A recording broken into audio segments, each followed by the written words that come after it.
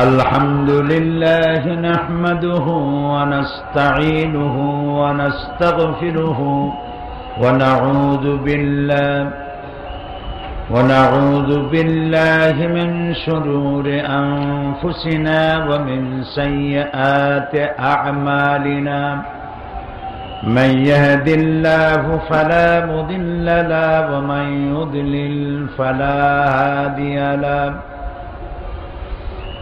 ونشهد أن لا إله إلا الله وحده لا شريك له ونشهد أن سيدنا وحبيبنا ومولانا محمدا عبده ورسوله الذي أرسله بالحق بشيرا ونذيرا وداعيا إلى الله بإذنه وسراجا منيرا فقد قال الله تعالى في كلامه المجيد وفرقانه الحميد أعوذ بالله من الشيطان الرجيم بسم الله الرحمن الرحيم إن الله وملائكته يصلون على النبي يا أيها الذين آمنوا صلوا عليه وسلموا تسليما اللهم صل على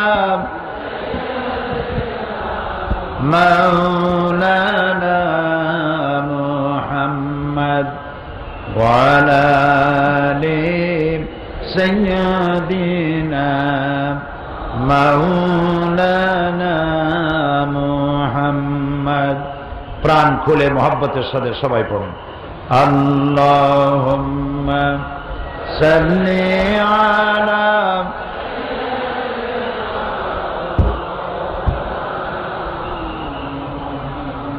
وعلى آل سيدنا مولانا محمد بلغ العلا بكماله كشف الدجى بجماله حسنت جميع خصاله صلوا عليه ہونا یہ پھول تو بلبل کا ترنم بھی نہ ہو چمن دہر میں کلیوں کا تبسم بھی نہ ہو بلغ العلا كشف الدجى بجماله حسنت جميع خصاله صلوا عليه আরবের বুকে মক্কার পরে আমিনার যেথায় ঘর খোদার করুণা रहमत हुए झुरसे बारंबार बलागल उला बेकमालिही कशफत दुजा बेजमालिही हसनत जमीअ खसालिही सल्लु अलैहि চট্টগ্রাম ইসলামী সমাজ কল্যাণ পরিষদ কর্তৃক আয়োজিত 5 দিন ব্যাপী ঐতিহাসিক তাফসীরুল কোরআন মাহফিলের ২৭তম বাৎসরিক মাহফিলের আজকের এই দ্বিতীয় দিবসে সম্মানিত সভাপতি ফজিলতুল শেখ হযরতুল আল্লাহ মাওলানা শামসুদ্দিন সাহেব, আমার অত্যন্ত বন্ধু, এদেশের সর্বজনম শ্রদ্ধ পরিচিত ব্যক্তিত্ব, আন্তর্জাতিক খ্যাতিসম্পন্ন মুফাসসিরে কোরআন হযরত মাওলানা লুৎফুর রহমান সাহেব,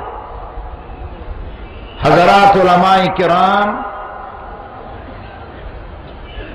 উপস্থিত বাংলাদেশের বিভিন্ন প্রান্ত থেকে, পার্শ্ববর্তী দেশ থেকে আগত সম্মানিত কোরআন প্রেমিক, রাসূল প্রেমিক ভাইয়েরা, পর্দার আড়ালের মা এবং বোনেরা, আসসালামু আলাইকুম ওয়া রাহমাতুল্লাহি ওয়া বারাকাতুহু।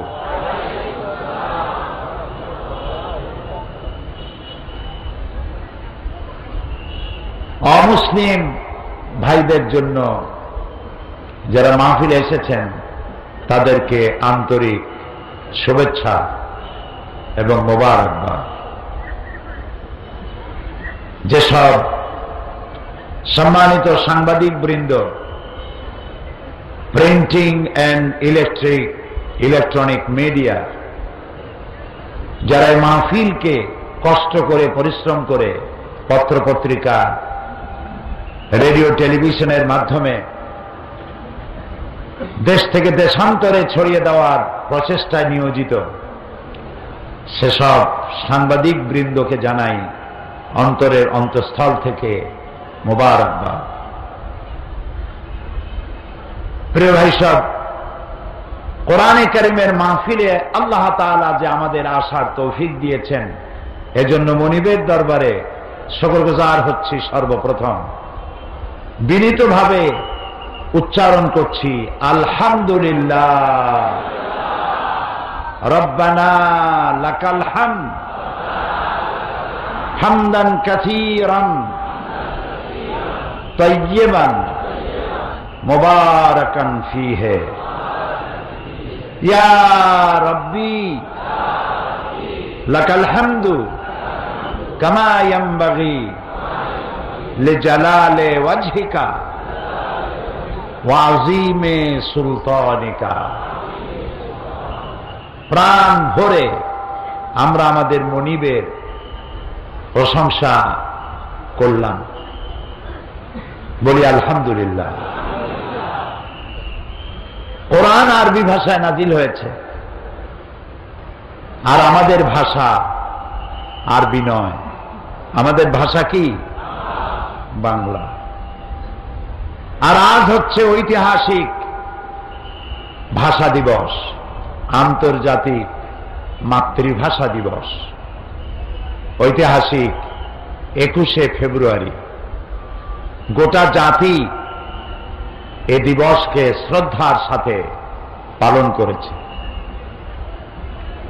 মাতৃভাষা হচ্ছে আল্লাহ রাব্বুল আলামিনের সেরা দান। তিনি মানুষকে কথা বলার তৌফিক দিয়েছেন, পাখিকে ভাষা দিয়েছেন, পিঁপড়াকে ভাষা দিয়েছেন। পিঁপড়াও কথা বলেছে, পিঁপড়ার ভাষা আছে। পিঁপড়ার ভাষা আছে না? আপনারা দেখেছেন পিঁপড়া যখন যে পথে যায়, যার সাথে দেখা হয়, কানে কানে কি যেন বলে যায়, সম্ভবত SMS করে। পিঁপড়ার ভাষা বোঝার তৌফিক আল্লাহ তাআলা দিয়েছিলেন সুলাইমান আলাইহিস সালামকে।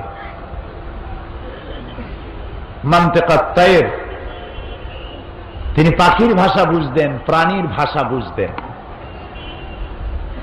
সুলাইমান আলাইহিস সালাম যাচ্ছেন, আর পিঁপড়া বলছে তার সাথী সঙ্গীদেরকে যে সুলাইমান আসতেছে তার সৈন্য সামন্ত নিয়ে, তাড়াতাড়ি গর্তে লুকাও, তা না হলে তাদের পদতলে পিষ্ট হয়ে মরবে। সুলাইমান আলাইহিস সালাম পিঁপড়ার রাজারে হাতে উঠায় নিলেন। আমাদের দেশে পিঁপড়ার রাজা আছে না, চেনেন? কেমন দেখা যায়? ভালোই দেখা যায়। পিঁপড়ার রাজারে সুলাইমান আলাইহিস সালাম হাতে উঠাইছেন। পিঁপড়াকে তিনি প্রশ্ন করছেন, পিঁপড়া জবাব দিচ্ছে। পিঁপড়া প্রশ্ন করছে, সুলাইমান আলাইহিস সালাম জবাব দিচ্ছেন। ভাষা না জানলে কি জবাব দিতে পারতেন? এখন পিঁপড়া ভাষা আমি বুঝি, মানুষ সামান্য একটু ইংরেজিতে কথা কইতে পারে, তাই কত অহংকার। বাংলা কইতে গিয়া মাঝে মধ্যে ইংরেজি না কইলে জানটা ঠান্ডা হয় না। আছে না একরকম লোক, কয় যে ভাই তুমি বাঙালি মানুষটা তো ইংরেজি কও কেন? কয় যে সরি, কয় যে এইটা একটা ইংরেজি কয়ে ফেললেন, কয় এক্সট্রিমলি সরি। তো মানুষ একটু ভাষা শিখলে, একটু বিদ্যা অর্জন করতে পারলে একটা অহংকার সৃষ্টি হয়, সকলের হয় না। রব যার প্রতি এহসান করেছেন, দয়া করেছেন, তার হয় না। এখন সুলাইমান আলাইহিস সালাম পিঁপড়ার সঙ্গে কথা বলছেন, তার মধ্যে একটা অহং বোধ আসতে পারে। পিঁপড়ার ভাষা বুঝতেছি আমি, কিন্তু নবুয়তের শান দেখুন, পিঁপড়ার ভাষা বুঝতেছি, নফস যেন গরম না হয়ে ওঠে, সেজন্য তিনি সাথে সাথে বললেন, রব্বে আউজি'নি আন আশকুরা নি'মাতাকাল্লাযী আন'আমতা আলাইয়া ওয়া আলা ওয়ালিদাইয়া। ও আল্লাহ, তুমি আমাকে ওই পরিমাণ তোমার কৃতজ্ঞতা প্রকাশের তৌফিক দাও যে পরিমাণ নিয়ামত তুমি আমারে আর আমার মা বাপরে দিয়েছো। ওয়ান আমালা সালিহান তারদাহু, আর এমন আমল করার তৌফিক আমাকে দাও যে আমল করলে তুমি খুশি হও। ওয়াদখিলনি বিরাহমাতিকা ফি ইবাদিকা সালিহিন, আর তুমি আপন করুণায় আমাকে তোমার সলিহীন বান্দাদের মধ্যে শামিল করে নাও। ভাষা একটি নিয়ামত। আর রহমান আল্লামাল কোরআন খলাকাল ইনসান আল্লামাহুল বায়ান। মানুষকে আল্লাহ ভাষা শিক্ষা দিয়েছেন। এই যে পাখিরা গান গায়, কুহু কুহু তাদের, আপনি শোনেন কুহু কুহু, সে তো বলতেছে আল্লাহু আল্লাহু। ওয়ালাকিন লা তাফকাহুনা তাসবিহাহুম, তোমরা ওদের তাসবিহ বোঝো না। ওরা ওদের ভাষায় আল্লাহর গান গায়, আল্লাহর কৃতজ্ঞতা স্বীকার করে, আল্লাহর তাসবিহ পড়ে। প্রিয় ভাই সব, মাতৃভাষা আল্লাহর দান। আল্লাহ তাআলা বলছেন, ওমা আরসালনা মির রাসূলিন ইল্লা বিলিসানি কওমি লিয়ুবায়্যিনা লাহুম। আমি এমন কোন নবী পাঠাই নাই যে নবীকে তার জাতির মাতৃভাষায় পাঠাই নাই। এই মাতৃভাষায় নবী পাঠাইছি এই জন্য যাতে করে তারা আমার বাণীগুলিকে তার জাতিকে বুঝায় দিতে পারে। আল্লাহ নবী পাঠাবেন আরব দেশে, সেজন্য লন্ডন থেকে নবী বানায় আনেন নাই। ইংরেজি কইলে আরবরা বুঝবে কি, ঠিক কিনা? সুতরাং যে জাতি কাছে আল্লাহ নবী পাঠাবেন সেই জাতির মাতৃভাষায় আল্লাহ নবী পাঠিয়েছেন। এই ভাষা হচ্ছে আল্লাহর দান। ওয়ামিন আয়াতিহি খালকুস সামাওয়াতি ওয়াল আরদ ওয়া ইখতিলাফি আলসিনাতিকুম ওয়া আলওয়ানিকুম। আল্লাহ তাআলা বলছেন, আমার অসংখ্য নিদর্শনের মধ্যে রয়েছে আকাশ আর জমিন, আর রয়েছে তোমাদের মধ্যে রঙের বৈচিত্র্য, আর রয়েছে ভাষা। অসংখ্য ভাষা এবং রং, এসব আমার সৃষ্টি, আমার নিদর্শন। ইন্না ফী যালিকা লাআয়াতিন লিল আলামিন। আর যারা বুদ্ধিমান সেই সব মানুষের জন্য, জ্ঞানবান মানুষের জন্য আমার এসব জিনিসের মধ্যে রয়েছে অনেক নিদর্শন। নবী করিম সাল্লাল্লাহু আলাইহি ওয়াসাল্লাম, তাকে ছোট্ট অবস্থায় আল্লাহ তাআলা লালন পালন দায়িত্ব দিলেন বনি সাদ গোত্রের কাছে। যেহেতু আরবের মক্কার ভাষা আঞ্চলিক ভাষা, কলুকাল ল্যাঙ্গুয়েজ তাদের আরবি ভাষা, কিন্তু কথাগুলি তারা উচ্চারণ করে স্থানীয় ভাষায়। যেমন আমাদের মাতৃভাষা বাংলা হলেও এক এক এলাকায় এক এক ধরনের। চট্টগ্রামের বাংলা আর সিলেটের বাংলা, নোয়াখালীর বাংলা, বরিশালের বাংলা, এসব কি একরকম? একরকম। এই জন্য সৈয়দ মুজতবা আলী, নাম করা ঔপন্যাসিক সাহিত্যিক, তিনি তার বইয়ের মধ্যে লিখেছেন বাংলা ভাষার জন্ম হয়েছিল নদিয়ায়, শান্তিপুরে। ওদের ভাষা খুব ভালো। এই বাংলা ভাষার জন্ম হলো নদিয়া এবং শান্তিপুরে, আর এর মৃত্যু হলো চট্টগ্রামে। কুলখানি হলো সিলেটে, চল্লিশা হলো নোয়াখালীতে। এটা আমি বলি নাই, কিন্তু সৈয়দ মুজতবা আলীর লেখা। মানে বাংলা ভাষারে যা বানাইলো তারা। তবে চট্টগ্রামের ভাষা ভালো, অল্পের মধ্যে কাম সারে, মুখাফফাফ যাকে বলা হয়। ছাগল, এত লম্বা কথা কেডা কয়, এর থেকে সব। পাগল, এত লম্বা কথা বলার দরকার নাই, পর। আপনারা এত লম্বা কথা এত সময় কই অনারা। আমি মৌলানা শামসুদ্দিন সাহেবকে শুনেছি টেলিফোনে বলে, বদ্দা আই শামসুদ্দিন খদ্দে। এই যে কলুকাল ল্যাঙ্গুয়েজ, এটি ভালো, এবং আপনাদের ভাষা, চট্টগ্রামের ভাষা খুবই ভালো, সিলেটের ভাষা এটাও ভালো। সব জায়গার কলুকাল ল্যাঙ্গুয়েজ খুব ভালো, আলহামদুলিল্লাহ। আপনাদের ভাষার মধ্যে আরবির মিলজুল আছে। কেউ যদি ডাকে এ আব্দুল করিম, সে বলছে লব্য, বলে না? এই লব্যটা কি? লাব্বায়কের অপভ্রংশ, এটা আরবির কাছাকাছি। এখানে লোকেরা কাদা বলে, পাত্রকে কাদা বলে, এটা আরবিতে কাদহুন। কাদহুন মানে পাত্র, পেয়ালা। তাহলে দেখা যায় আপনাদের কথা আরবির কাছাকাছি। সিলেটেও এরকম তাদের কথাগুলি আছে। মীমাংসা করতে গিয়ে তারা বলে, বিচারকরা, এই কজিয়ার সমরা হলো এই। কজিও আরবি, সমরাও আরবি। তারপরে বলে যে কিনার কিনার, ওই পাশ দিয়ে যাও, সেটা বলে কিনার কিনার, কিনার দিয়ে যাও, এক কোনা দিয়ে যাও। এভাবে অনেক ভালো ভালো শব্দ আরবি মিলজুল রয়েছে। আমি আজকে ভাষার তাফসীর করতেছি না, যেহেতু আজকে ঐতিহাসিক আন্তর্জাতিক মাতৃভাষা দিবস, সেজন্য বলছি আজ থেকে 54 বছর আগে 1952 সালে রাষ্ট্রভাষা বাংলার আন্দোলন করেছিল আমার দেশের দামাল ছেলেরা। সেই আমার দেশের দামাল মুসলিম ছেলে সালাম, বরকত, রফিক, জব্বার আমার মাতৃভাষার জন্য তারা জীবন দিল। গোটা জাতির শ্রদ্ধার সাথে তাদেরকে স্মরণ করেছে। আমরাও তাফসীরের মাহফিলের পক্ষ থেকে এই 4 বীর সন্তানের জন্য দোয়া করি, আল্লাহ আমার মায়ের ভাষার জন্য যারা জীবন দিল, জান্নাতুল ফেরদাউসের মেহমান তাদেরকে বানায় নিও।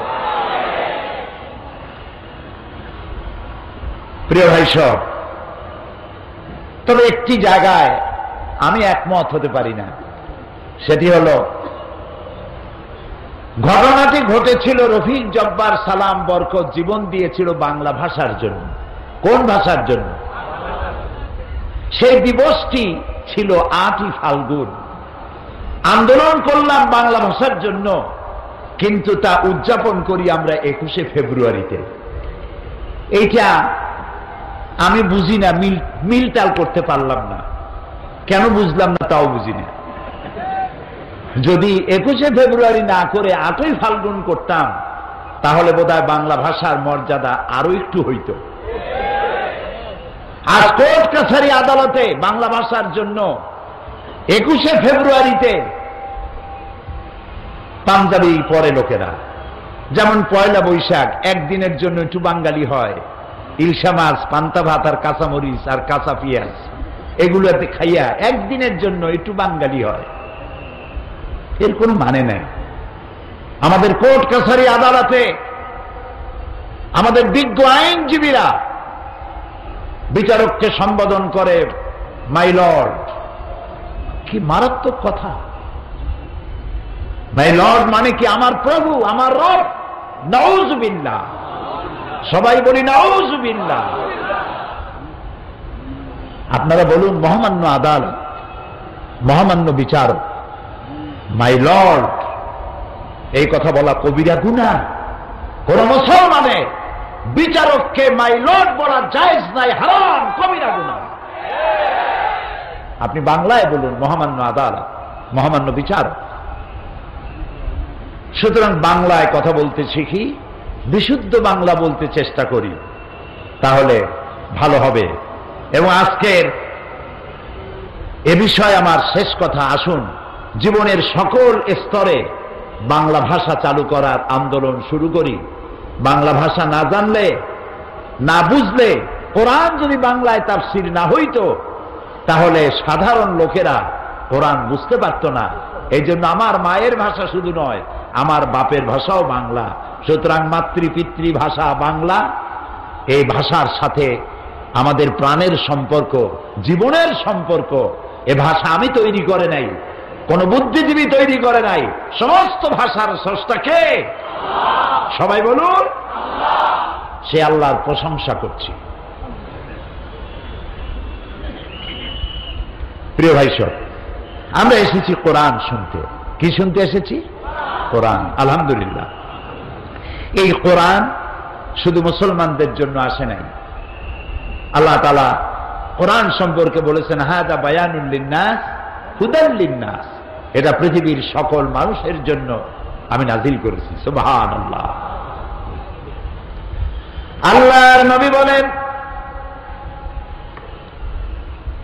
লা তুহসাব আজাইবুহু ওয়ালা তুবলা গরাইবুহু ফীহি মাসাবিহুল হুদা ওয়া মানারিল হিকমা। আল্লাহ তাআলা বলেন, আল্লাহর নবী বলেন, এই কোরআন কোনদিন পুরাতন হবে না, জীর্ণ হবে না, শীর্ণ হবে না। এই কোরআনের বিস্ময়কারিতা, এই কোরআনের আশ্চর্য অবস্থা, বিস্ময়কারিতার কোনো শেষ নাই। বিজ্ঞানের আবিষ্কার যত বাড়বে, বিজ্ঞান যতই অগ্রসর হবে, ততই কোরআনের কাছে বিজ্ঞানীরা ভিক্ষুকের মতো কিয়ামত পর্যন্ত হাত তুলে থাকবে। এটা শেষ নাই, কোনদিন পুরাতন হবে না। এক এক বছর করে করে 26টি বছর এই মাঠে, সেই মিউনিসিপ্যাল হাই স্কুল মাঠ চট্টগ্রাম, তারপরে কলেজিয়েট হাই স্কুল মাঠ, এরপরে হাই স্কুল থেকে কলেজ, কলেজ থেকে প্যারেড ময়দান পর্যন্ত 26 বছর পার করলাম। এই কথা যদি শুনতে মধুর না হতো, ভালো না লাগতো, তাহলে প্রত্যেক বছর সারা বাংলাদেশ থেকে, পার্শ্ববর্তী দেশ থেকে প্রতিদিন এত লোক কি আসার কথা? এত লোক আসার কথা? এটি কার বাণী?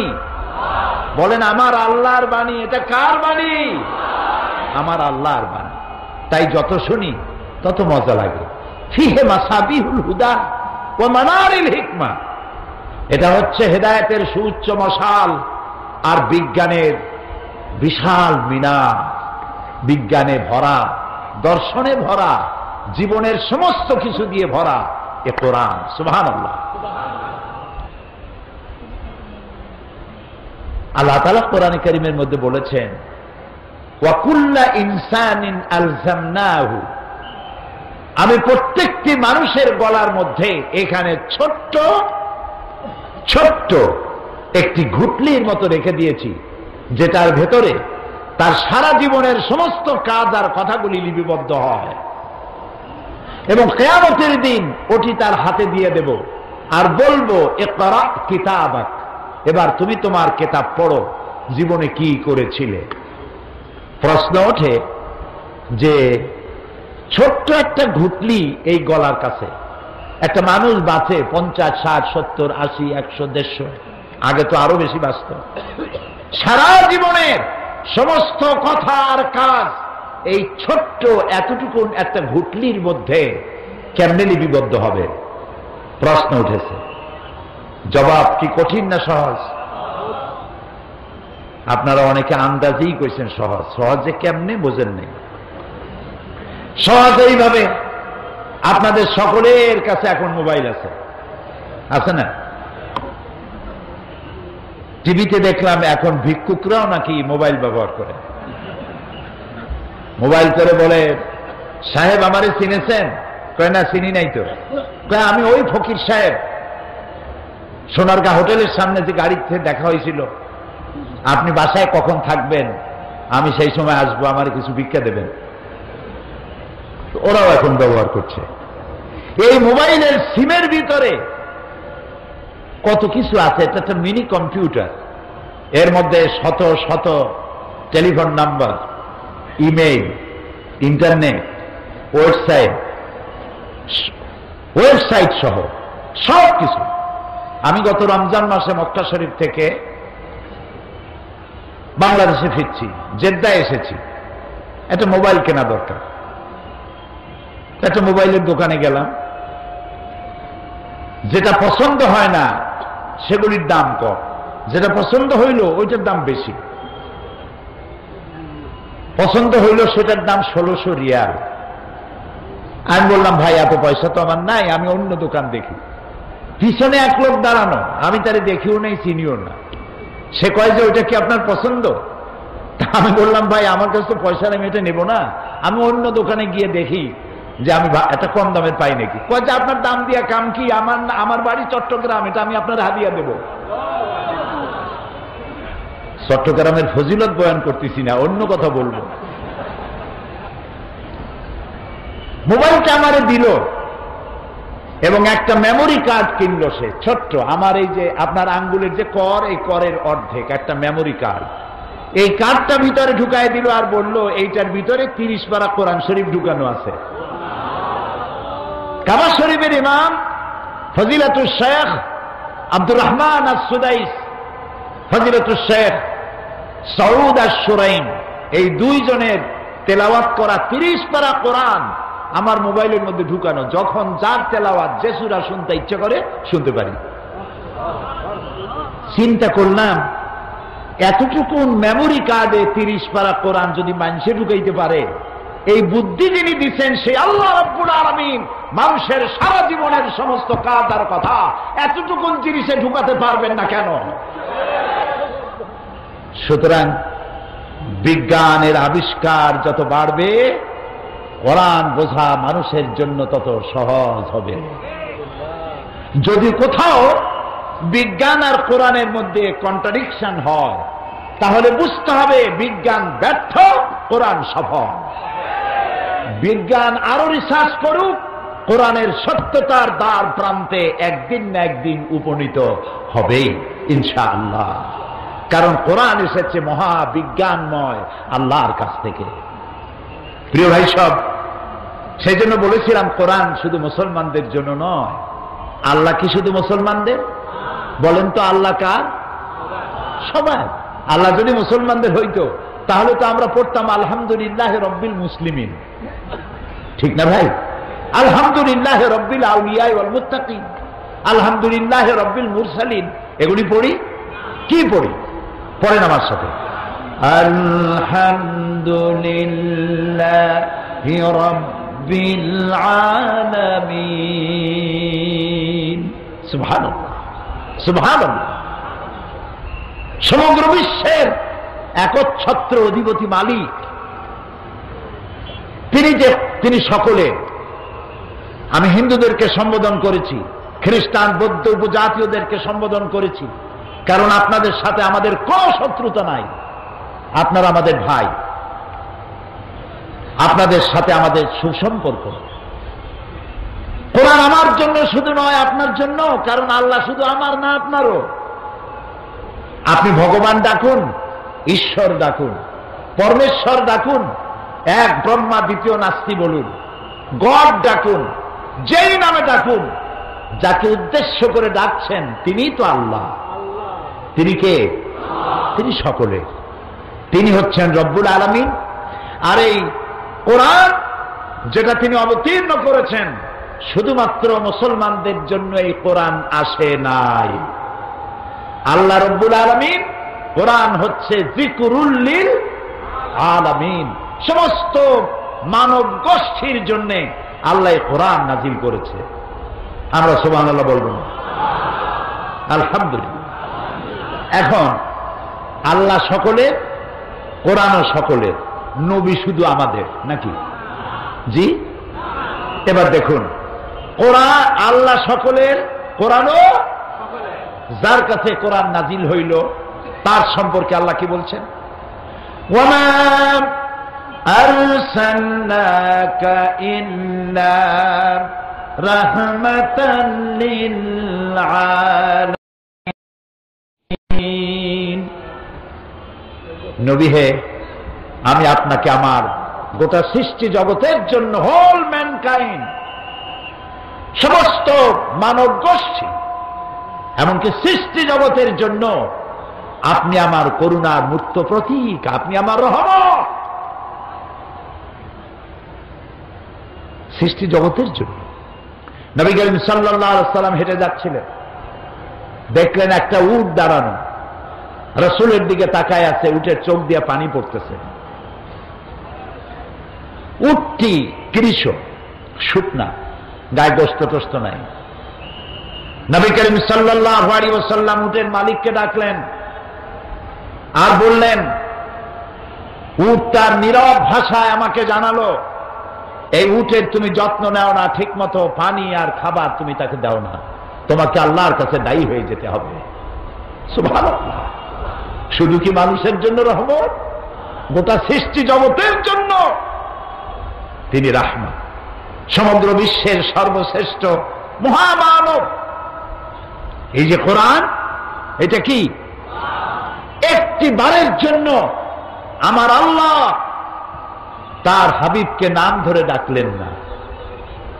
সুবহানাল্লাহ বলবেন না?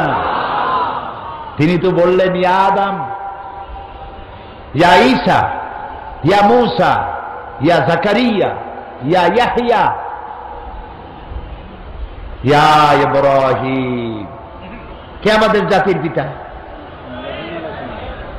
তাও বুঝতে ভুল হয়। কে আমার জাতির পিতা? কোন মুসলিম সন্তান জাতির পিতার ব্যাপারে কোনো আপোষ করতে পারে না। এ মুসলিম মিল্লাতের একমাত্র পিতা ইব্রাহিম আলাইহিস সালাম। কোন বেঈমান ছাড়া, কোন মুনাফিক ছাড়া, ইব্রাহিম আলাইহিস সালাম ছাড়া কাউকে জাতির পিতা বলতে পারে না। আল্লাহ তাআলা কোরআনে কারীমের মধ্যে কোথাও বলেন নাই ও জাতির পিতা ইব্রাহিম, বলেছেন না। ডাইরেক্ট, ওয়ানাদাইনাহু আইয়া ইব্রাহিম, আমি ডেকে বললাম, ও ইব্রাহিম, কাদ সাদ্দাকতা রুইয়া ইন্না কাযালিকা নাজজিল মুহসিনিন।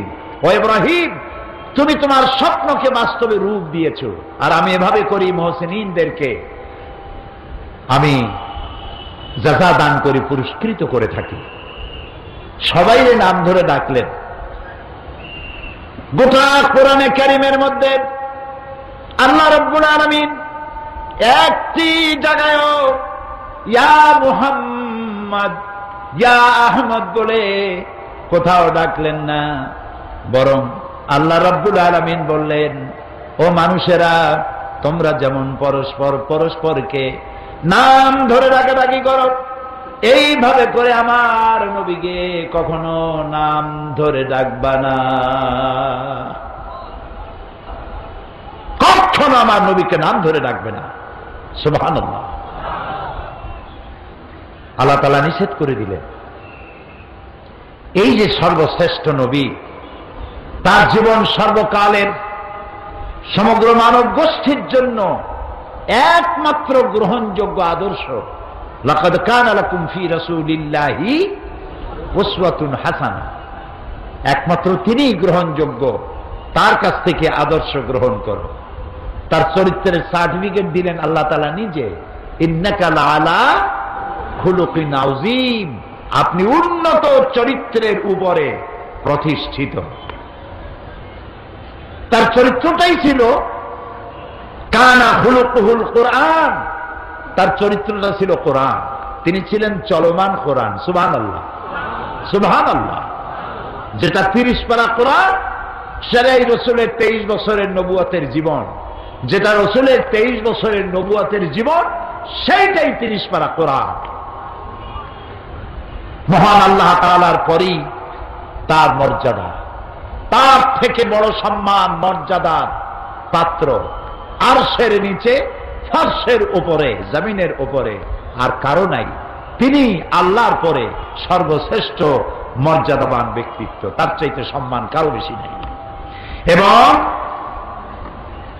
যাকে অনুসরণ অনুকরণ না করলে আল্লাহর ভালোবাসা পাওয়া যাবে না। আল্লাহ তাআলা বলছেন, কুল ইন কুনতুম তুহিব্বুনাল্লাহা ফাত্তাবিউনি ইউহিব্বুকুমুল্লাহ ওয়া ইয়াগফির লাকুম যুনুবাকুম ওয়াল্লাহু গফুরুর রহিম। আল্লাহ তাআলা বলেন, হে নবী আপনি বলুন, তোমরা যদি আল্লাহকে ভালোবাসো, আমরা কি আল্লাহকে ভালোবাসি?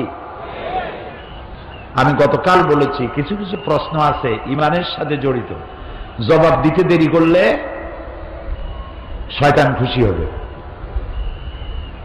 এটা তো ঈমানের প্রশ্ন। আমরা কি আল্লাহরে ভালোবাসি? হ্যাঁ, এইবার না বোঝা গেল শয়তান অসন্তুষ্ট হয়ে গেছে। খুশি হয়েছে কে? তবে ভালোবাসা একতরফা হয় না, ভালোবাসার জন্য কি লাগে? দুই তরফের ভালোবাসা লাগে। আল্লাহ তাআলা বলছেন যে আমার যদি ভালোবাসো, আমি তোমাদের ভালোবাসবো, সেজন্য একটা শর্ত আছে। শর্তটা কি? হে রাসূল আপনি বলেন আমার অনুসরণ করো, আমার অনুকরণ করো। যদি মানুষেরা আমাকে ভালোবাসার দাবিদার যারা, তারা যদি হে রাসূল আপনার অনুসরণ অনুকরণ করে, ইউহিব্বুকুমুল্লাহ বলে দেন, আল্লাহ তোমাদের ভালোবাসবে। আর শুধু ভালোবাসবেন না, তোমাদের तमाम জিন্দেগীর সকল গুনাহ খাতাকে আল্লাহ তাআলা মাফ করে দিবেন। ভালোবাসা হচ্ছে, রাসূলকে ভালোবাসা ঈমানের সবথেকে গুরুত্বপূর্ণ বিষয়। যাকে জীবনের চাইতে ভালো না বাসলে মুমিন হওয়া যায় না। লা ইউমিনু আহাদুকুম হাত্তা আকুনা আহাব্বা ইলাইহি মিন ওয়ালিদিহি ওয়া ওয়ালাদিহি ওয়ান নাসি আজমাইন, মুত্তাফাকুন আলাইহি।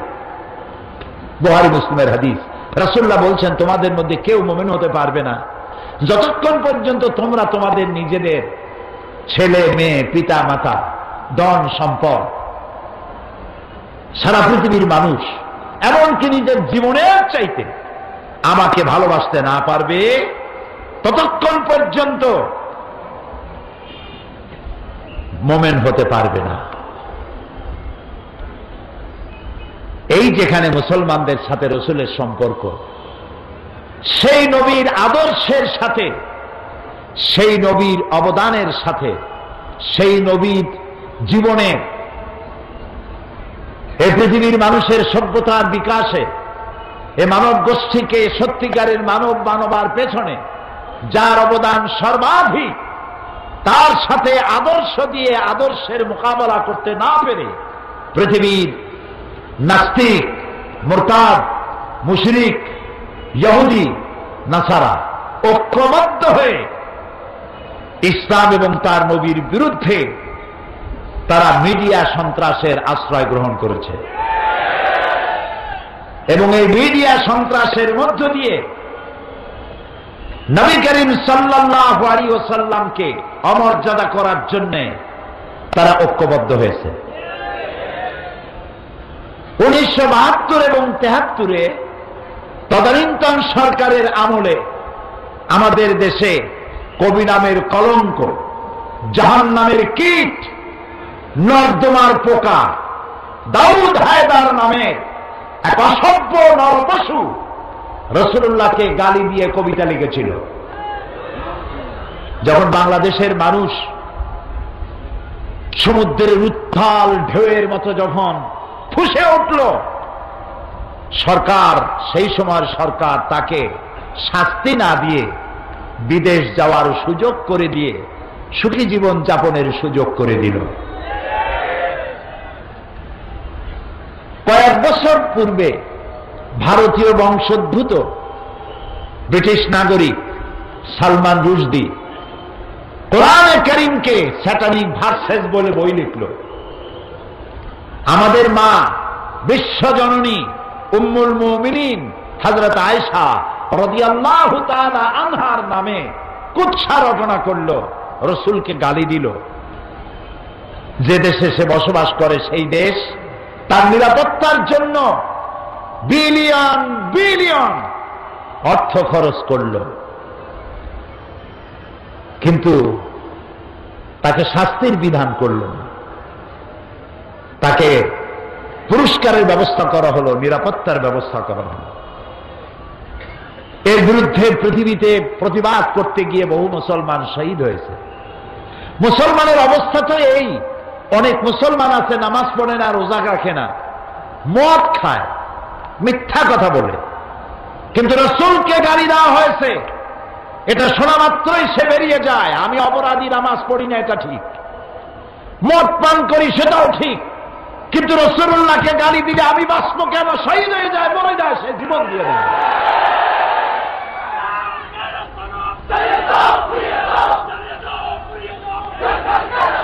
এবার একের পর এক মুসলমানদের ঈমান টেস্ট করা শুরু করেছে ইসলামের বিদ্বেষীরা। এই পৃথিবীর মানচিত্রে একটি দেশের নাম ডেনমার্ক। ডেনমার্কের একটি পত্রিকা নবী করিম সাল্লাল্লাহু আলাইহি ওয়াসাল্লামের ব্যঙ্গচিত্র অঙ্কন করল, তার মাথার উপরে বোমা আকৃতির একটা পাগড়ি পরায় দিল, নাউযুবিল্লাহ। তার দুই পাশে অর্ধনগ্ন দুইটা মেয়ে লোক দিয়ে দিল, নাউযুবিল্লাহ, নাউযুবিল্লাহ। আমি এদেরকে মানুষ মনে করতে পারি না, কোন অবস্থাতেই মানুষ মনে করতে পারলাম না। আমি দুঃখিত, এরা মানুষ না। যদি কৃতজ্ঞতা বোধ থাকতো তাহলে জানা দরকার ছিল এই পৃথিবীতে মনুষ্যত্বের মর্যাদা দিয়েছেন এক ব্যক্তি, তার নাম মুহাম্মদ সাল্লাল্লাহু আলাইহি ওয়াসাল্লাম। পৃথিবীর মানুষকে সভ্য বানিয়েছেন, ভদ্র বানিয়েছেন, নারীর মর্যাদা দিয়েছেন, শ্রমিকের অধিকার দিয়েছেন, শিশুর অধিকার দিয়েছেন, সাদা এবং কালো মানুষের পর্বত সম বৈষম্য দূরীভূত করে একই সমান্তরালে এনে দিয়েছেন। গোটা বিশ্ব, সমগ্র বিশ্বের মানব গোষ্ঠী যদি তার কলিজা বুক থেকে নিজেরা নিজে ছিঁড়ে রাসূলের কদমের উপরে রেখে দেয়, রাসূল পৃথিবীকে যে ঋণী করেছেন সেই ঋণ শোধ হবে না। বিশ্ব মানবতার মহানবীর এই ব্যঙ্গচিত্র ফুঁসে উঠল পৃথিবী, গর্জে উঠল মুসলিম উম্মাহ। কোনো বিচার পাওয়া গেল না। যেখানে এটা বন্ধ করে দেওয়ার কথা ছিল বন্ধ না করে Italy, Germany, France, Bulgaria, Belgium, যুক্তরাষ্ট্র, ইটালি, বিভিন্ন দেশে নবী করিম সাল্লাল্লাহু আলাইহি ওয়াসাল্লামের ব্যঙ্গচিত্র, ব্যঙ্গ কার্টুন আঁকাইয়া পৃথিবীর 150 কোটি মুসলমানের কলিজায় আগুন লাগাইয়া দিল।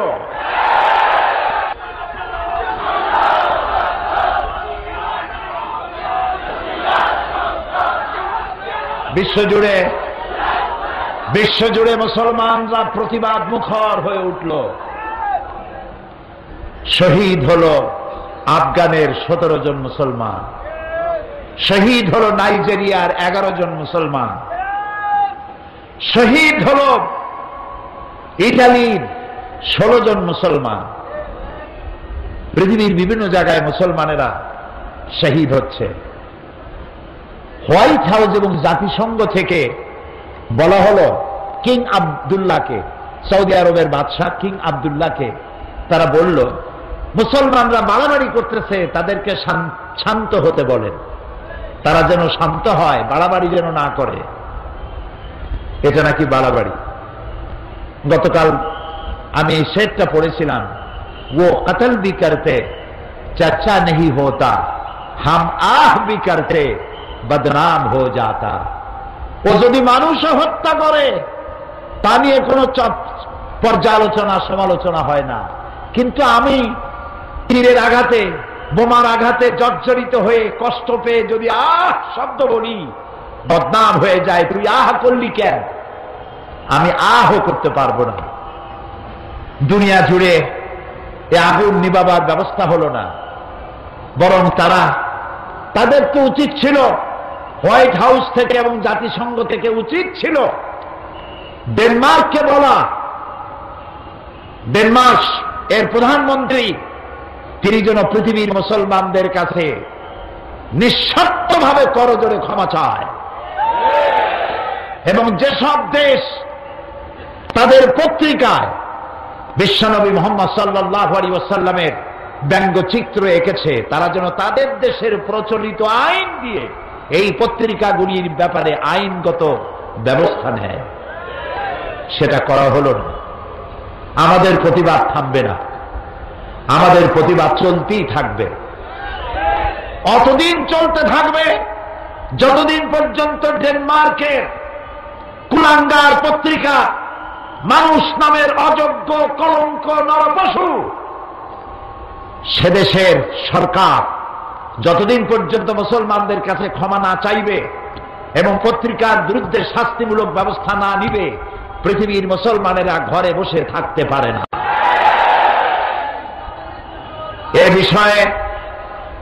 এ বিষয়ে আমার দেশের প্রধানমন্ত্রী তার নিজের পক্ষ থেকে ডেনমার্ক প্রধানমন্ত্রীকে নিন্দা জানিয়েছেন। জোটের পক্ষ থেকে, সরকারের পক্ষ থেকে, দেশের 15 কোটি মানুষের পক্ষ থেকে তীব্র নিন্দা এবং ধিক্কার জানিয়েছেন দেশের প্রধানমন্ত্রী। বাংলাদেশের মহান জাতীয় সংসদে আমরা সম্মিলিতভাবে সমস্ত দল মত শুধু নয়, বাংলাদেশের ইহুদি, খ্রিস্টান, বৌদ্ধ, হিন্দু, জাতি ধর্ম নির্বিশেষে আমরা নিন্দা প্রস্তাব গ্রহণ করেছি ডেনমার্কের বিরুদ্ধে। এই নিন্দা প্রস্তাব সর্বসম্মতক্রমে বাংলাদেশের মহান জাতীয় সংসদে পাশ হয়েছে। আমি আজ মুসলমানদের বলবো, আমাদের এই প্রতিবাদ বন্ধ হবে না। তবে একটা জিনিস মনে রাখতে হবে, ওরা চায় আমাদেরকে আঘাত দিবে, আর আমরা যেন রাসূলুল্লাহর আঘাত তো কোনো মুসলমান সইতে পারে না। পারে? মুসলমান তার সামনে তার বিবি, তার বাচ্চা জবাও হোক সহ্য হইতে পারে, কিন্তু রাসূলুল্লাহকে গালি দিলে মুসলমানের সহ্য হয় না। এ মুসলমানেরা প্রতিবাদ মুখর হবে, সোচ্চার থাকবে। তবে ওরা চায় আমরা যেন ওদের পতাকায় আগুন জ্বালাই, আমরা যেন ওদের দূতাবাসগুলি আগুন দিয়ে পোড়ায় দেই, আমরা যেন ওদেরকে মারধর করি, আমরা যেন বাস পোড়াই, আমরা যেন মানুষ হত্যা করি। এই সব ব্যাপারে ওরা এটা চায়। ওদের পাতানো ফাঁদে আমরা কি পা দিব? আমরা কি পা দিব? নিশ্চয়ই নয়। আমাদের প্রতিবাদ হবে অহিংস, কারো দেশের পতাকা পোড়ায় নয়, কারো দূতাবাসে আগুন জ্বালায় নয়, কাউকে হত্যা করে নয়, বরং কলিজার সবটুকুন ধিক্কার, নিন্দা এবং প্রতিবাদ জানাবো। কলিজা দিয়া ধিক্কার দিয়ে তাদেরকে প্রতিবাদ জানাতেই থাকবো। ওরা আমাদেরকে সন্ত্রাসী জাতি হিসাবে চিন্তা পরিচিত করাবার জন্য হাজারো চেষ্টা করছে। এই চেষ্টায় আমরা পাও দেব না। আল্লাহ যেন আমাদেরকে সেই ধৈর্য ধরার তৌফিক দান করেন। আমরা বলি আমিন, আমরা সবাই বলি আমিন। আমরা ড্যানিশ কন্ডেন্স মিল্ক না খাইলে মরে যাব। আজকে শপথ হোক, ডেনমার্কের কোন জিনিস আমরা কিনবো না, হারাম। এবং যেই সব দেশ আমার রাসূলকে গালি দিয়েছে, আমার রাসূলের ব্যঙ্গচিত্র এঁকেছে, যতদিন পর্যন্ত মুসলমানদের কাছে ক্ষমা না চাইবে, ততদিন পর্যন্ত তাদের তৈরি করা কোন পণ্য আমাদের বিক্রি করা, আমাদের বেচা কেনা আমাদের জন্য হারাম ঘোষণা করলাম, আমরা তাদের পণ্য গ্রহণ করব না। আচ্ছা, বাচ্চা যখন পৃথিবীতে এলো তখন তার যেই পাইপ দিয়ে খাবারের যা খাবার তার পথ ছিল সেটা কি থাকলো না গেল? চট্টগ্রামের বাচ্চার কি করে? ওই তারটা রেখে দেয়, কি করে? কাটে ফেলে। আমাদের বরিশালও কাটে, সারা দুনিয়া কাটে। এখন বাচ্চা খাবে কি? সে তো চিৎকার মারছে ক্ষুধায়। আল্লাহ রাব্বুল আলামিন মায়ের পেটের ভিতরে সন্তানের খাবারের জন্য একটা পাইপলাইন দিয়েছিলেন। ভূমিষ্ঠর সঙ্গে সঙ্গে পাইপলাইনটা কেটে দেওয়া হলো, একটা লাইন কেটে দেওয়া হলো। সন্তান এখন কি খাবে? বিশ্ব নিয়ন্তা রব্বুল আলামিন এক লাইন কেটে দিয়ে বাচ্চার জন্য মায়ের বুকের উপরে সন্তানের জন্য ডাবল লাইন চালু করে দিলেন। এই হচ্ছে আমার আল্লাহ, সুবহানাল্লাহ। সবাইকে খাওয়ান, সবাইকে খাওয়ান, কাউকে না খাওয়াইয়া রাখেন না। খেতে দেওয়ার মালিক কে? আল্লাহ তাআলা। এই পৃথিবীতে মানুষের চাইতে প্রাণী, অন্যান্য প্রাণীর সংখ্যা তো অনেক বেশি। চট্টগ্রামে যত ইঁদুর, উই পোকা, তেলা পোকা, সার পোকা আর পিঁপড়া আছে, তত কি মানুষ আছে? কারা বেশি? আপনারা বেশি না ওরা বেশি? ওরা বেশি। এই অসংখ্য প্রাণী কে খাবার দেয়? বলেন কে দেয়? ছোট্ট পিঁপড়া থেকে শুরু করে হাতি পর্যন্ত, দরিয়ার তিমি মাছ থেকে তেলাকুটি পর্যন্ত। দরিয়ার ভিতরে যে বড় বড় তিমি আছে, নীল প্রজাতির তিমি, এর ওজন 5000 টন পর্যন্ত হয়। এখন তিমি মাছটা যত বড়, যেমন মা তেমন সা, মাও যেমন বাচ্চাও তেমন হয়েছে। বাচ্চা তো আর ছাগলের বাচ্চা হয় না। কিসের বাচ্চা হয়েছে? তিমির বাচ্চা। ওর তো ডিম হয় না, বাচ্চা দেয়। বাচ্চা যখন এলো তিমির পেট থেকে, ওর প্রত্যেক দিন খাবার লাগে 60 থেকে 70 মণ দুধ। কে দেয়? কে দেয়? আল্লাহ রাব্বুল আলামিন বলেন, এই পৃথিবীতে এমন বহু প্রাণী আছে যাদের খাদ্য তারা জমা করে না, সঞ্চয় করে না। সেসব প্রাণীগুলির খাদ্য আমি সরবরাহ করি। যেমন আপনার আমার ব্যাংকে টাকা আছে, গোলায় ধান আছে, কিন্তু কোন প্রাণীর ব্যাংকে কিছু জমা নাই। আজ সকালে যা খেলো, কাল সকালে কি খাবে তার জানা নাই।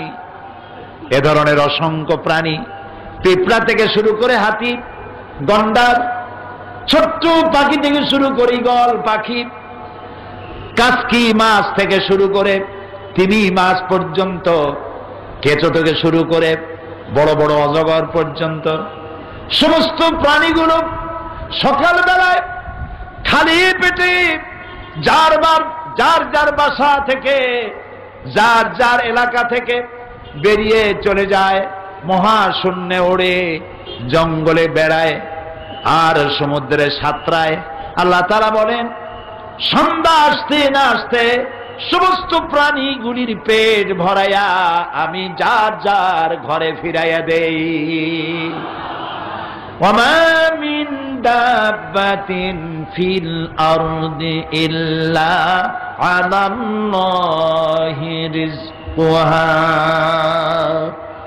এই পৃথিবীতে এমন কোন বিচরণশীল জীব নাই যার রিস্কের দায়িত্ব আমি আল্লাহ পালন করি নাই। সকলকে এই রিস্কের দায়িত্ব আমি পালন করি।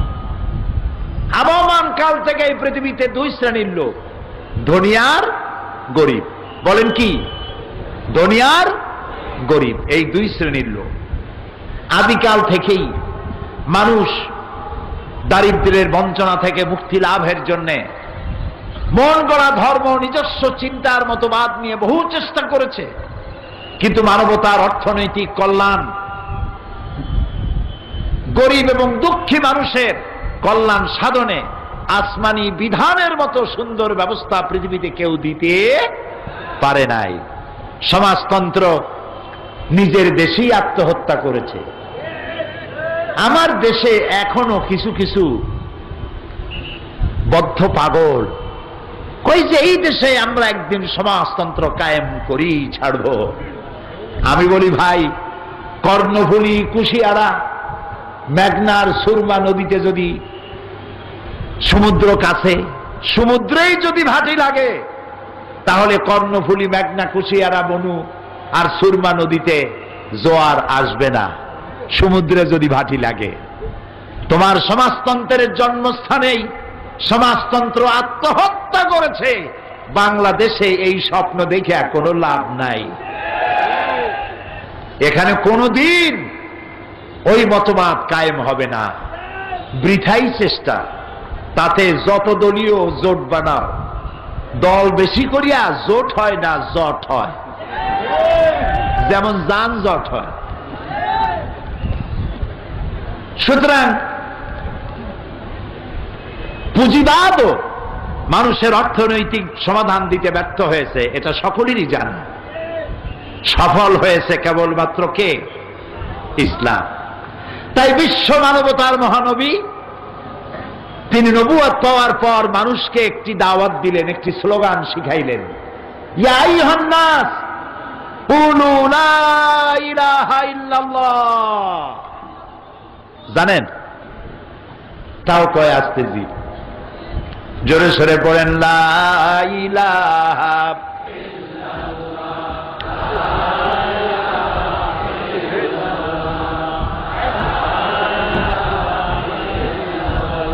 লা ইলাহা ইল্লাল্লাহু মুহাম্মাদুর রাসূলুল্লাহ। আলহামদুলিল্লাহ। এটি একটি স্লোগান, এটি একটি জিকির, আফজালুজ জিকর লা ইলাহা ইল্লাল্লাহ। এটি একটি বিপ্লবাত্মক কথা, এটি একটি রিভলিউশন সৃষ্টিকারী কথা, এর থেকে বিপ্লব সৃষ্টিকারী কথা, স্লোগান আকাশেও নাই, জমিনেও নাই। রাসূলুল্লাহ বললেন, ইয়া আইয়ুহান নাস, ও আমার কুরাইশের লোকেরা, এরকম, ও মুসলমানেরা এরকম না। আমার নবী তো বিশ্ব নবী। আলহামদুলিল্লাহ বলে, আমার নবী কি নবী? বিশ্ব নবী। আহারে, কতটা ভালো হতো যদি খ্রিস্টানরা, আমরা যেভাবে ঈসা আলাইহিস সালামকে মহব্বত করি, এইভাবে যদি আমার রসুলকে তারা মহব্বত করত। আমরা তো ঈসা আলাইহিস সালামকে গালি দেই না। একজন মুসলমান আছে যে ঈসা আলাইহিস সালামকে গালি দেয়? যদি দেয় তো কি হবে? কাফের হয়ে যাবে। ঈসা আলাইহিস সালামকে আমরা আমাদের কলিজা দিয়ে মহব্বত করি। ঈসা আলাইহিস সালামের মাকে মহব্বত করি, সম্মান করি। তিনি এই পৃথিবীর অন্যতম শ্রেষ্ঠ নারী।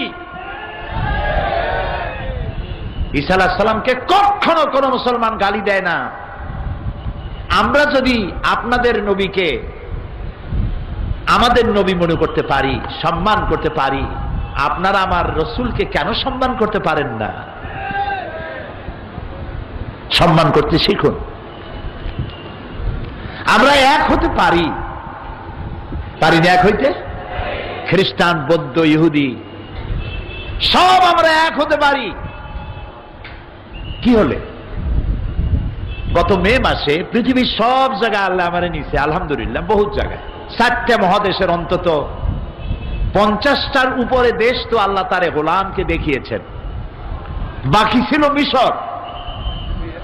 একটা আরবি মাকুলা আছে, মাল্লাম ইয়ারাল মিসরা লাম ইয়ারাদ দুনিয়া। যে ব্যক্তি মিশর দেখে নাই সে নাকি দুনিয়াই দেখে নাই। তা আমি মিশরে জামিউল আজহারের আমাদের এদেশের কিছু ছাত্রদের দাওয়াতে মিশর ভ্রমণ করলাম। এখানকার আন্তর্জাতিক ইসলামী বিশ্ববিদ্যালয়ের অধ্যাপক কোরআন এবং বিজ্ঞান বিষয়ক অধ্যাপক, আমার পুত্রতম স্নেহাস্পদ অধ্যাপক মাওলানা গিয়াসউদ্দিন তালুকদার, আমি এবং এটিএন বাংলার ইসলামী বিভাগের ডাইরেক্টর আলহাজ আরকানুল্লাহ হারুনি, এই তিনজন আমরা সফর করলাম মিশর। 5 দিন ছিলাম। আমি তাদেরকে বললাম, যারা আমার প্রোগ্রাম প্রডিউস করেছে, আমি এখান থেকে তাদের বলেছি শুধু রাত্রে 4-5 ঘন্টা ঘুমাইতে দিও, জীবনে আর যাইতে পারবো কিনা জানি না, আমারে শুধু দৌড়াইবা যাতে করে আমি মিশরের ঐতিহাসিক জায়গাগুলি দেখতে পারি। 5 দিনে 4000 কিলোমিটার দৌড়াইছি। এই মিশর পৃথিবীর বহুমাত্রিক সভ্যতার লালন ভূমি।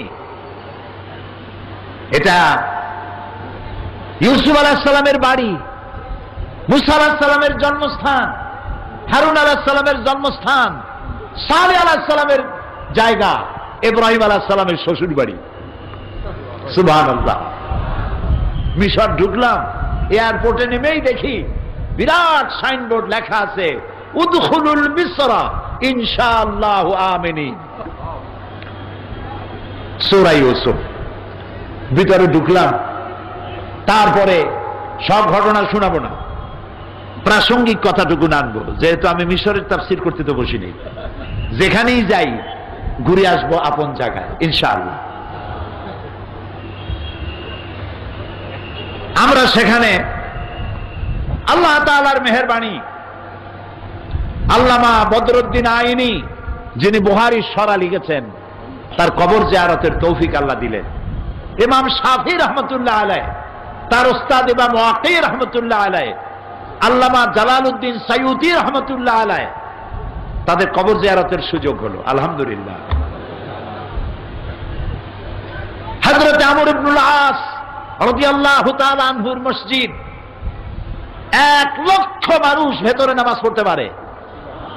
এই মসজিদে আল্লাহ নামাজ পড়ার তৌফিক দিলেন। সব থেকে বড় আশা ছিল আল্লাহ তাআলা মুসা আলাইহিস সালামের সাথে যে জায়গায় কথা বলছে ওই জায়গা দেখতে যাওয়া লাগবে। ফজরের নামাজ পড়ে রওনা হলাম। প্রায় 500 কিলোমিটার দূরে কায়রো থেকে সুইস খালের তলা দিয়া ঘন্টার পর ঘন্টা গাড়ি চালায় চলে গেলাম তুরে সায়না। মনে পড়ে গেল মুসা আলাইহিস সালামের কথা। ফেরাউন চেয়েছে মুসা আলাইহিস সালামকে দুনিয়ায় আসতে দেবে না, আর আল্লাহর পরিকল্পনা মুসা আসবে। কার পরিকল্পনা কাজে লাগবে? মুসা পয়দা হয়েই গেছে, সুবহানাল্লাহ। এখন মুসা আলাইহিস সালামকে আল্লাহর বাঁচানো দরকার ফেরাউনের দুষ্টমি থেকে। তিনি একদিন দেখলেন একজন বনি ইসরাইলের এক লোক আর এক কিপ্তি দুজনে মিলে ঝগড়া লাগছে এবং দুর্বল ব্যক্তি মার খাচ্ছে। তার কাছে অভিযোগ এলো, তিনি একটা থাপ্পড় মারলেন। 1 থাপ্পড়ে, ওনার ইচ্ছা ছিল থাপ্পড় খাই বেটা দৌড় দিবে, কিন্তু পয়গাম্বরী থাপ্পড় তো, থাপ্পড় খাই জায়গায় শেষ। মুসা আলাইহিস সালাম দেখলেন সর্বনাশ হয়েছে তো, তিনি দিলেন দৌড়। আজও দৌড়, কালও দৌড়, পরশুও দৌড়। দৌড়াতে দৌড়াতে 10 দিন পরে গিয়ে তিনি পৌঁছালেন মাদিয়ান। গল্প করতেছি না, কোরআন। সুবহানাল্লাহ। মাদিয়ান যাওয়ার পরে সেখানে তিনি দেখতে পেলেন একটা কুয়া, চতুর্দিকে বহু পুরুষ, 2টা মেয়ে লোক দাঁড়ানো। সন্ধ্যা হয়ে যাচ্ছে। মেয়ে দুটির চেহারার মধ্যে হতাশার ছাপ। প্রশ্ন করলেন, তোমাদের অসুবিধা কি? তারা বললেন, পুরুষেরা জোর করে তাদের উট ছাগলের পানি খাওয়াইতেছে, আমি পারতেছি না মেয়ে লোক হওয়ার কারণে। তিনি পুরুষদের ভিড় ঠেলে পানি উঠাইয়া খাওয়াইলেন। মেয়ে দুটি খুশি হয়ে বললেন, আপনি আমাদের জন্য যে কষ্ট করেছেন, আমাদের বাড়ি আসুন এবং মেহমানদারির সুযোগ দিন। আর তারও মেহমানদারি পাওয়ার দরকার ছিল, না খাওয়া, পরিশ্রান্ত। তিনি বললেন, তোমাদের বাড়ি তো আমি চিনি না, আমার পেছনে থাকো আর নির্দেশ দিতে থাকো কোন দিকে যাব, ডানে না বাঁয়ে। যুবতী মেয়েরা বুঝলো অত্যন্ত চরিত্রবান যুবক, তা না হলে তো আমাদেরকে সামনে হাঁটতে কইতো। সুবহানাল্লাহ কবেন না? মেয়ে দুটি বাড়িতে চলে গেছেন, বাবার কাছে গিয়ে হাজির। বাপকে শোয়েব আলাইহিস সালাম, আল্লাহর পয়গম্বর। বাপের কাছে মেয়ে দুটি যখন এই বর্ণনা দিয়েছে, পয়গম্বর চিনতে পারে যে ইনিও কোনো সাধারণ মানুষ না, ইনিও বুঝি পয়গম্বর হবে। মেয়ে একটা বিয়ে দিলেন। আল্লামা ইকবাল বলছেন, শাবানি সে কালিমি দো কদম হ্যায় গর ময়স্সর হো কুই শোয়েব। জওয়ানি থেকে কালিমি, আল্লাহর সাথে কথা বলার পর্যন্ত, যুবককাল থেকে নিয়ে আল্লাহর সাথে কথা বলার জন্য মাত্র 2 কদম লাগে, যদি কোনো শোয়েব মুয়াস্সার হয়ে যায়। শোয়েব আলাইহিস সালামের বাড়িতে লালিত পালিত হলেন, 10 বছর থাকলেন। আল্লাহ তাআলা তাকে নবুয়তের মর্যাদার জন্য তৈরি করে ফেললেন। বাচ্চা কাচ্চা নিয়ে ছেলে মেয়ে হয়েছে, ফিরে যাচ্ছেন মাতৃভূমিতে। পৌঁছে গেলেন তুরে সায়নায়। গভীর রাত, প্রচন্ড ঠান্ডা। এই ঠান্ডার ভেতরে রাস্তা হারিয়ে ফেলেছেন, শীতে মারা যাওয়ার উপক্রম। হঠাৎ তিনি দেখলেন দূরে একটি গাছের উপরে যেন আগুন জ্বলে। فقال لأهلهم كثوا إني آنست نارا لعلي آتيكم بقبس منها أو أجد على النار هدى। হে আমার পরিবারের লোকেরা, অপেক্ষা করো, আমি দূরে দেখতে পাচ্ছি একটু আগুন, আমি ওখানে যাব, যাই যদি আগুন পাই তাহলে আগুন নিয়ে আসবো, আমরা একটু ঠান্ডা দূর করতে পারবো। আর এও হতে পারে আগুনের সাহায্যে আমাদের হারানো পথ আমরা পেয়ে যেতে পারি। ফালাম্মা তাহা নুদিয়া ইয়া মূসা ইন্নী আনা রাব্বুক। ও মূসা, যেটারে আগুন মনে করছেন আগুনটা গুন্ডা, আমি তোমার রব। আল্লাহু আকবার, আমি তোমার আল্লাহ। ফাখলা আলাইক ইন্নাকা বিল ওয়াদিল মুকাদ্দাসি তুয়া। ও মূসা, তুমি ওয়াদি মুকাদ্দাসে পৌঁছে গেছো। ওয়াদি বলা হয় উপত্যকাকে, আর উপত্যকা হলো 2 পাহাড়ের মাঝখানে ঢালু সমতল জায়গাকে বলা হয় উপত্যকা। আমি যখন আমার সাথীদের নিয়ে ওই জায়গা পর্যন্ত গেছি, আল্লাহর ভয়তে আল্লাহ মূসা আলাইহিস সালাম মূসা আলাইহিস সালামকে বলেছেন, ফাখলানা আলাইক, জুতা খোলো, এখানে আমার নূর পড়েছে, এটা পবিত্র জায়গা। আল্লাহর ভয়তে আমরা জুতো খুলে ফেলেছি অনেক আগে। আজান দিলাম, সম্ভবত গিয়াসউদ্দিন আজান দিয়েছিল। আজান হয়ে গেল, জোহরের নামাজ জামাতে আদায় করলাম। সেই জায়গাটা তাকায়া দেখে চোখে ধন্য মনে করলাম, সে জায়গাটা এখনো আছে যেখানে আমার আল্লাহ মূসা আলাইহিস সালামের সাথে কথা বলছিলেন। আল্লাহু আকবার, আমার চোখ ধন্য, আমার জীবন ধন্য। ওই জায়গায় দেখলাম, আসি মূল কথায়, ওই জায়গায় দেখলাম একদিকে একটা গির্জা আর তার পাশেই একটা মসজিদ, একদম গায়ে লাগানো। খ্রিস্টানের ইহুদিরা গির্জায় ঢুকছে, মুসলমানেরা মসজিদে ঢুকছে। কোনো মারামারি নাই, কোনো ঝগড়াঝাটি নাই। হাজার হাজার নারী পুরুষ যার যার ইবাদত করছে। সেখানে গিয়ে মনে পড়ল আল্লাহ তাআলা কি সুন্দর কথা বলেছেন, কুল ইয়া আহলাল কিতাব তাআলাউ ইলা কালিমাতিন সাওয়াইন বাইনানা ওয়া বাইনাকুম আল্লা না'বুদা ইল্লাল্লাহ। ও নবী, আপনি বলুন, হে আহলে কিতাবের লোকেরা, এসো, তোমরা আর আমরা একটা কথায় একীভূত হই, যা তোমাদের জন্য আর আমাদের জন্য সমভাবে প্রযোজ্য। সেটা হলো এই, আল্লাহ না'বুদা ইল্লাল্লাহ, আল্লাহ ছাড়া আমরা কারো দাসত্ব কবুল করব না। ওয়ালা নুশরিকা বিহি শাইআ, আর আল্লাহর সাথে কাউকে অংশীদার স্থাপন করব না।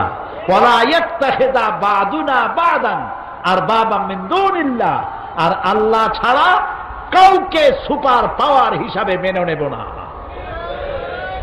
America, Britain, German, Italy, France, Japan, Korea, মুসলমানের কাছে সুপার পাওয়ার বলতে কিচ্ছু নাই। সুপার পাওয়ার কেবলমাত্র আল্লাহ, আল্লাহ, আল্লাহ, আল্লাহ। এই তিনটি কথায় যদি পৃথিবীর ইহুদি, খ্রিস্টান, মুসলমান যদি ঐক্যবদ্ধ হতো, শান্তি প্রতিষ্ঠার জন্য জাতিসংঘের প্রচেষ্টা কোনো কাজে অতীতেও লাগে নাই, ভবিষ্যতেও লাগার কোনো সম্ভাবনা নাই। আল্লাহর দেওয়া শান্তি প্রতিষ্ঠার পরিকল্পনা এই তিনটা সকলের জন্য গ্রহণযোগ্য।